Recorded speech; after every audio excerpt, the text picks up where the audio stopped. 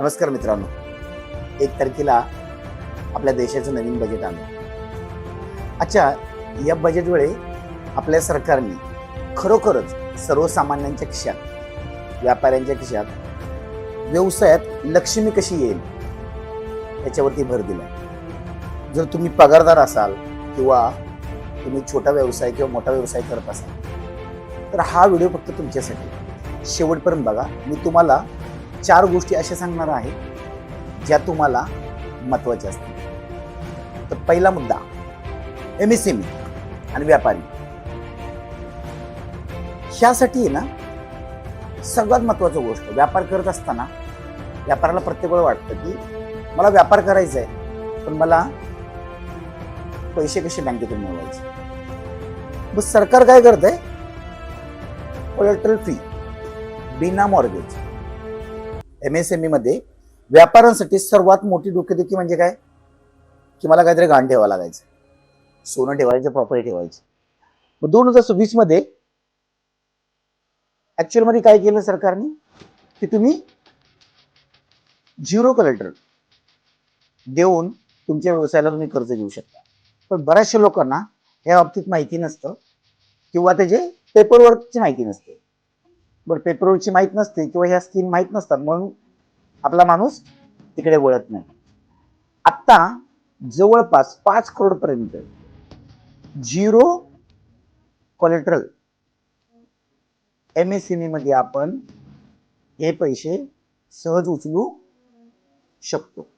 परंतु बऱ्याचशा लोकांना त्याच्या पेपरवर्कबद्दल माहीत नसतं. तर तुम्ही काय करू शकता, जर पेपरबद्दल तुम्हाला खरोखर माहीत नसेल, तुमच्या कन्सल्टन्सी ही गोष्ट बोलू शकता. आणि ज्यालाही कोणाला वाटतंय की मला ह्या गोष्टीची माहिती हवी तर तुम्ही कमेंटमध्ये ही गोष्ट मला विचारू शकता.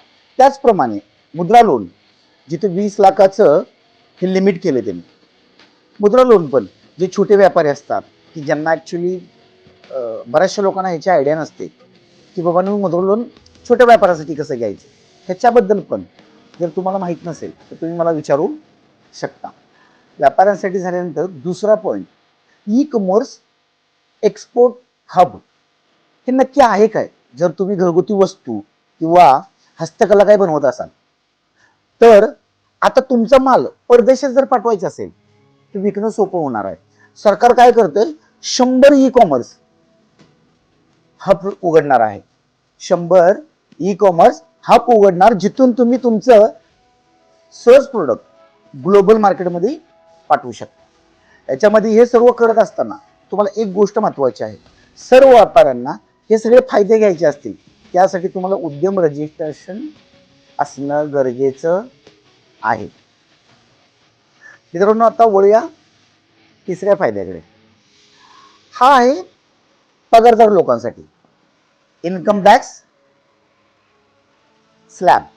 बऱ्याचशा लोकांचा सगळ्यात मोठा प्रॉब्लेम असतो की आम्हाला इन्कम टॅक्स लागतो. पगारदार त्या लोकांसाठी स्पेशल काय केले, पहिलं स्टँडर्ड डिडक्शन जे होतं जे 50,000चं होतं, आता ते डायरेक्ट वाढून किती केले, 75,000 केले. म्हणजे तुमचे 25,000 रुपये टॅक्समधून थेट वाचणार. आता 12 लाखापर्यंत 0 टॅक्स आहे. पण न्यू टॅक्स रिजिम मध्ये जर तुमचं उत्पन्न 12 लाखापर्यंत असेल तर रिबेटमुळे तुम्हाला 1 रुपया भरायला लागणार नाही. खरं सांगायचं म्हटलं तर 75,000 हे स्टँडर्ड डिडक्शन आहे. स्टँडर्ड डिडक्शन पकडून 75,000 स्टँडर्ड डिडक्शन पकडून तुम्ही 12,75,000 पर्यंत 1 रुपया टॅक्स भरायची गरज लागणार नाही. नेक्स्ट पॉईंट, शिक्षण आणि रोजगार. तरुणांसाठी रोजगार सरकारने काय केले माहिती आहे का, इंटर्नशिप योजना. इंटर्नशिप योजना आणले. योजना काय माहिती आहे का, 500 मोठ्या कंपन्यांना तुम्हाला काम करण्याची संधी आणि महिन्याला 5,000 रुपये स्टेपन सरकार देणार. यामुळे नवीन पिढीला एक अनुभव सोबत आहे ना, त्यांना पैसेही मिळायला चालू होतील. तर मित्रांनो, एकंदरीत हे बजेट व्यापाऱ्यांना उभं राहणारं किंवा मध्यमवर्गांना बचत करणारं. हे जर असं तुम्हाला वाटत असेल, बजेटमध्ये कोणती गोष्ट तुम्हाला सर्वात जास्त आवडली किंवा टॅक्समध्ये सूट, व्यापाऱ्यांसाठी किती कर्ज, हे मला कमेंटमध्ये नक्की सांगा. आणि या सर्वांबद्दल तुम्हाला जर खरोखर सर्व माहिती हवी असेल MSME लोन कसं घ्यायचं, उद्यम कसं रजिस्ट्रेशन करायचं, किंवा टॅक्स कसा वाचवायचा, या सगळ्या गोष्टी जर तुम्हाला हव्या असतील तर तुम्ही मला चॅनल फॉलो करू शकता. आणि ज्या व्यापाऱ्यांना ह्या गोष्टीची गरज आहे, MSME लोन घेताना सर्वात मोठा त्रास की पेपरवर्क त्यांना समजत नाहीत. बऱ्याच स्वतः बँकेत जातात पण पैसे मिळत नाहीत. पण नक्की ह्याबद्दल तुम्हाला गायडन्स हवा असेल तर आपल्या चॅनलला फॉलो करा आणि हा व्हिडिओ एवढा शेअर करा की तुमच्या मित्राला व्यापार करताना सहज ही गोष्ट समजून येईल. थँक्यू.